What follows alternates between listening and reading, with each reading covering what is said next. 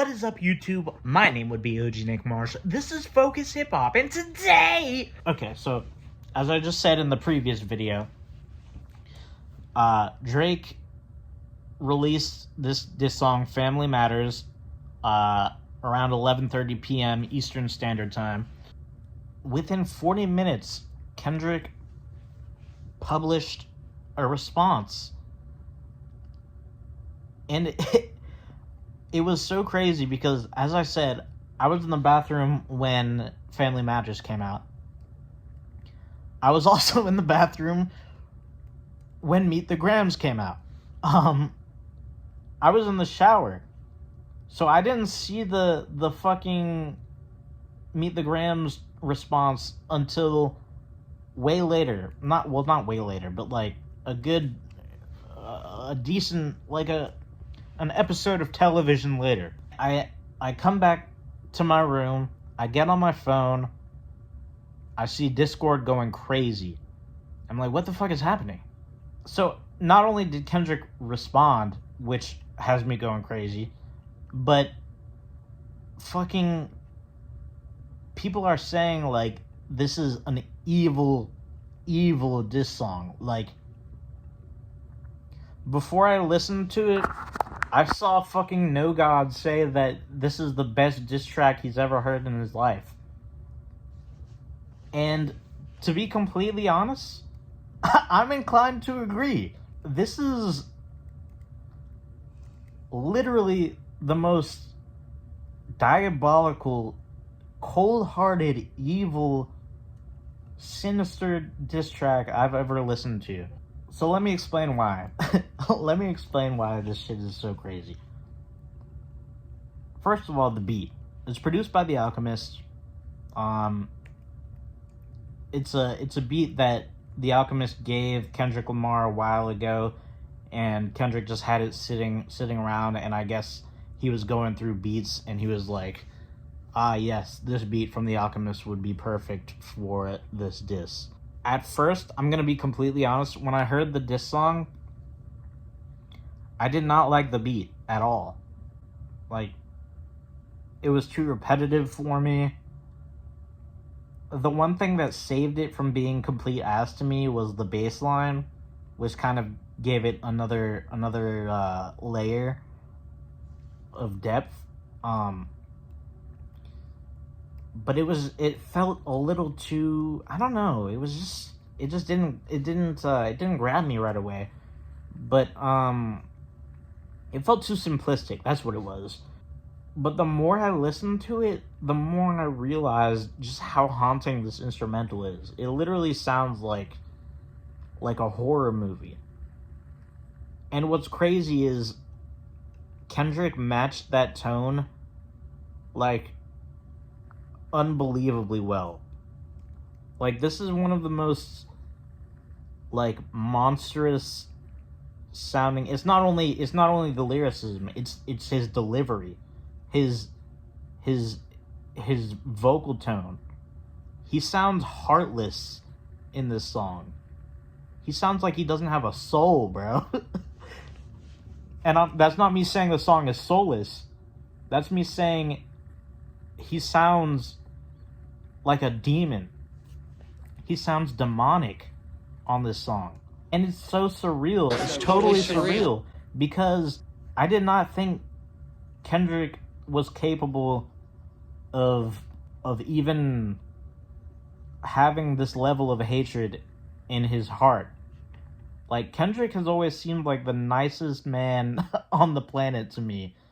But fucking, well, yeah, I'm just going in circles at this point. It's a scary song. Like, if I was Drake, I would be scared, bro. I would be like, you can't listen to this song and not see what I'm saying. Like, you have to, I'm sure you guys agree that, like, it's a sonically unsettling experience. And then, on top of that, the lyricism, it scratches that same itch because it's so diabolical and so sinister. The first couplet of the song is, "Dear Adonis, I'm sorry that man is your father, let me be honest. My nigga, you cannot do that. That's not okay. Bro, I wish I was recording a reaction when I listened to this song for the first time, bro. The only reason I didn't is because, okay, I started recording a reaction video, but before I even pressed play on the song, while I was talking to the camera, I got a text from my brother where he basically told me to shut the fuck up. I was like, fuck it, I can't. It's too late at night. I can't do this right now. It was like, what time is that? That shit came out at like midnight. So he says, "Dear Adonis, I'm sorry that that man is your father. Let me be honest. It takes a man to be a man. Your dad is not responsive. I look at him and wish your grandpa would have wore a condom." Bruh. He's talking to like a 7-year-old kid here. Imagine hearing this as a 7-year-old kid about your father. Like, forget Drake being unsettled by this. Adonis is gonna have nightmares about this shit, bro. Adonis is gonna have nightmares about Kendrick Lamar. And I feel like that's what's really gonna bother Drake. Because I feel like Drake is good at like laughing off disses, but if he sees that his son is really like shaken up, I think that's gonna really bother Drake. I'm not gonna go over every single bar because I'm not. I mean, I am like known for breaking down lyrics, but it's easier for me if I'm writing, and I'm not much of a talker. So life is hard. I know the challenge is always gonna beat us home. Sometimes our parents make mistakes that affect us until we grown. And you're a good kid that need good leadership. Let me be your mentor since your daddy don't teach you shit. Bro, this is some like psychological horror in the form of music. This man said he told to Adonis, never code switch whether right or wrong, you a black man. So Adonis, so far in his life, is more of a black man than Drake. That is. Oh, sorry, I dropped my phone. That's pretty funny. He said, "Don't be ashamed about who you with. That's how he treat your moms. That's crazy. Don't have a kid to hide again. Be sure." That line is kind of foreshadowing what comes later in the song. But he's like spinning this as advice for Adonis and as like mentorship for Adonis. I saw one tweet. It was the nerdiest shit ever, but in a cool way. He says, "Be proud of who you are. Your strength come from within. A lot of superstars, that's real, but your daddy ain't one of them. And you nothing like him. You'll carry yourself as a king. Can't understand me right now? Just play this when you 18. It's so backhanded. This is so backhanded. Like giving Adonis encouragement because he's fathering Drake's children out of spite, bro. But then what gets crazier is the second verse. And this is where the concept of the track kind of made itself clear to me. He starts the second verse saying, "Dear Sandra, your son got some habits. I hope you don't undermine them, especially with all the girls that's hurt inside this climate. You a woman, so you know how it feels to be in alignment with emotion, hoping a man can see you and not be blinded." Imagine being Drake's mom and hearing this. I'm gonna say that again in a little bit. But for now, he moves on to Drake's dad. The shit he said to Dennis Graham, honestly, it was dope, but it's just not as shocking as like the other lines. So in comparison, it's kind of uneventful. But then when he goes back to talking to his mom, he says, Sandra, sit down. What I'm about to say is heavy. Now listen. Your son's a sick man with sick thoughts. I think people like him should die. Him and Weinstein should get fucked up in a cell for the rest of their life. He hates black women, hypersexualizes them with kinks of a nympho fetish, grew facial hair because he understood being a beard just fit him better. I'm gonna be honest. Personally, I have no idea what the fuck a beard is, and I tried reading the Genius annotation about that line. I'm still confused because the Genius annotation is really poorly written. So if one of you guys can explain what the fuck a beard is to me, that would be I would greatly appreciate it. But anyway, he goes on to say he got sex offenders on HOVO that he keep on a monthly allowance. He's talking about Baca Not Nice. A child should never be compromised, and he keeping his child around them. Bruh, that's crazy. Drake. And we gotta raise our daughters knowing there's predators like him lurking. Fuck a rap battle. She should die so all of these women can live with a purpose. He's just warning people, stay the fuck away from Drake and OVO because they're all predators. He says, LeBron, keep the family away. To anybody that embody the love for their kids, keep the family away. He's saying you can't fuck with Drake and love your kids at the same time. That's crazy. They're looking at you too if you standing by him. Keep the family away. I'm looking to shoot through any pervert that lives. Keep the family safe. Bruh, it ain't over. It ain't over. What came next was possibly, this was like the big reveal of the fucking this song. Verse 3 starts, he says, everyone's, when you're listening to this, you're like, who is he going to talk about next? He already talked about Drake's entire family, Adonis, Dennis Graham, and Sandra, his mom. But then he starts the third verse. Dear baby girl. Dear baby girl. What? I'm sorry that your father not active inside your world. What? He don't commit to much but music. Yeah, that's for sure. He a narcissist, misogynist, living inside his songs, try to destroy families rather than taking care of his own. Should be teaching you timetables or watching Frozen with you. Or at your 11th birthday party, singing poems with you. What? So there it is. Drake has another child, a daughter, who he's been hiding for longer than Adonis. And this is what's really crazy, because if you think about it, you realize, okay, why is he still hiding his daughter, but he's not hiding Adonis anymore? What's the difference between his daughter and Adonis? Like, why does Adonis get the privilege of being known about? And you realize, holy shit, the only reason Drake even acknowledges his son is because he has to, because Pusha T accused him of being a deadbeat and revealed to the world that Drake has a son and was going to exploit his son's existence.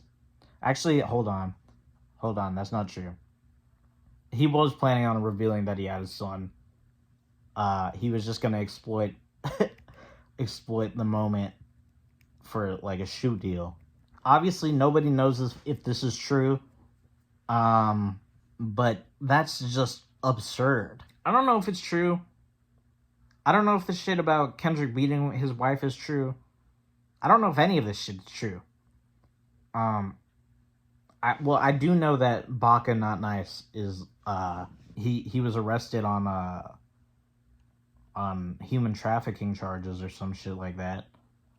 But anyway, you need to know that love is eternity and trumps all pain. I'll tell you who your father is. Just play the song when it rains. Yes, he's a hit maker, songwriter, superstar, right? And a fucking deadbeat that should never say more life. Meet the Grams. God damn. Bro.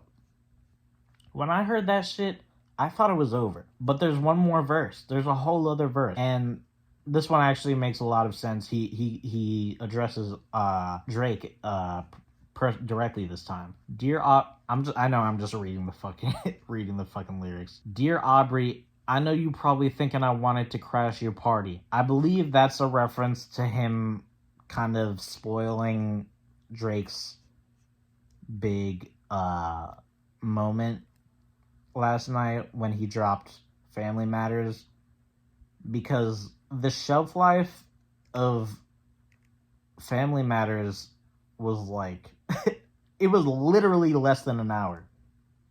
Like when I say the song dropped 30 minutes after, I'm not exaggerating. It was literally within like half an hour. He says, I don't have a hating bone in my body. This is supposed to be a good exhibition within the game. But you fucked up the moment you called out my family's name. Why you had to stoop so low to discredit some decent people? Guess integrity is lost when the metaphors doesn't reach you. And I like to understand because your house was never a home. 37, but you showing up as a 7-year-old. You got gambling problems, drinking problems, pill popping and spending problems, bad with money, whorehouse soliciting women problems. Therapy's a lovely start, but I suggest some ayahuasca. Strip the ego from the bottom. I try to empathize with you because I know you ain't been through nothing. Crave entitlement, but want to be liked so bad that it's puzzling. Okay, I'm skipping a few lines, but he goes on to say, you a body shamer, you gon' hide them baby mamas, ain't you? You embarrassed of them. That's not right. That ain't how mama raised us. Take that mask off. I want to see what's under them achievements. Why believe you? You never gave us nothing to believe in. And this is arguably like the most haunting part of the song, because you lied about religious views. You lied about your surgery. You lied about your accident in your past tense is all this perjury. You lied about your ghostwriters. You lied about your crew members. They all pussy. You lied on them. I know they all got you in them. You lied about your son. You lied about your daughter. You lied about some other kids that's out there hoping that you come. You lied about the only artist that can offer you some help. Fuck a rap battle. This a long life battle with yourself. The end. Bro.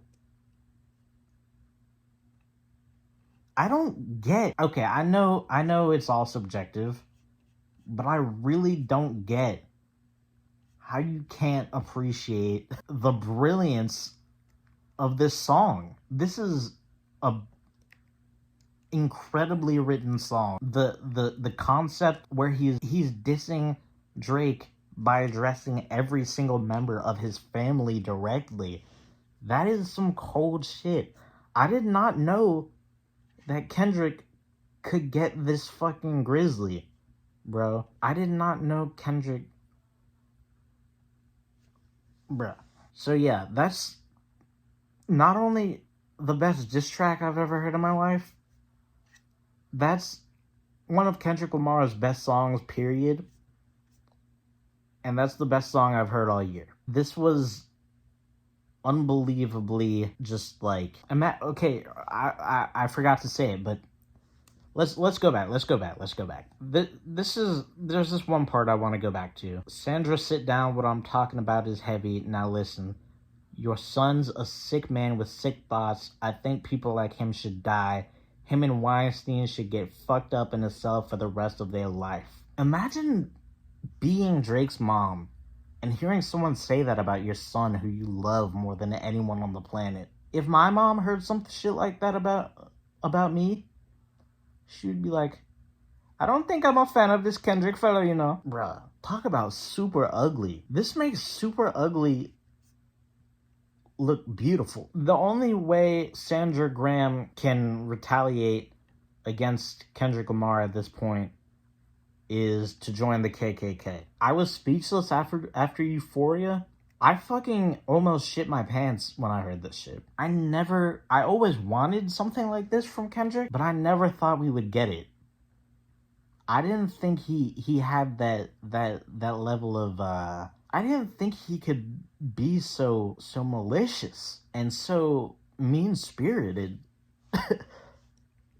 Like, it seems out of character to me, but I don't know, maybe I'm tripping. Again, Family Matters is a dope-ass song. A lot of the disses we've been getting are fire. Push-Ups was fire. Euphoria is fire. This shit, though, is beyond fire. This is one of the best songs ever made. Honestly. This shit is fucking incredible. Oh, and all those people talking about, oh, that song's too evil, I can't listen to it. Bruh. I'm sorry, this is gonna sound like some toxic shit, but y'all are some fucking pussies. Legalize it. Don't demonize it. Stay keefy, my brothers and sisters. And as always, peace out.